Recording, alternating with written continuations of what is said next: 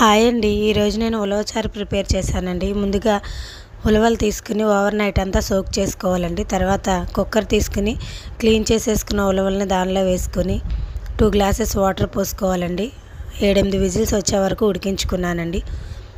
తర్వాత ఉలవచారు నీళ్లు పక్కన తీసేసుకుని దానిలో రుచికి సరిపడా సాల్ట్, కొంచెం కారం, కొంచెం పసుపు, 2 పచ్చిమిర్చిని కూడా వేసేసుకుని బాగా బాయిల్ చేసుకుంటున్నానండి. చింతపండు గుజ్జును కూడా పోసేసుకున్నాను. అవి మనకి చిక్కగా అయ్యే వరకు మరిగించుకోవాలండి. తర్వాత పోపు కూడా పెట్టేసుకున్నానండి. ఈ పోపు మిశ్రమాన్ని చారులోకి వేసేసుకున్నాను. ఉడికించిన ఉలవలను కూడా నేను మిక్సీ పట్టేసుకుని అవి కూడా వేసేసుకున్నానండి. ఎంతో టేస్టీ అయిన ఉలవచారు రెడీ. షాప్లో కాకుండా ఇలా మనం ఇంట్లో కూడా ప్రిపేర్ చేసుకోవచ్చండి. చాలా టేస్ట్గా ఉంటుంది. నచ్చితే లైక్ చేయండి, షేర్ చేయండి, సబ్స్క్రైబ్ చేయండి. Thank you for watching.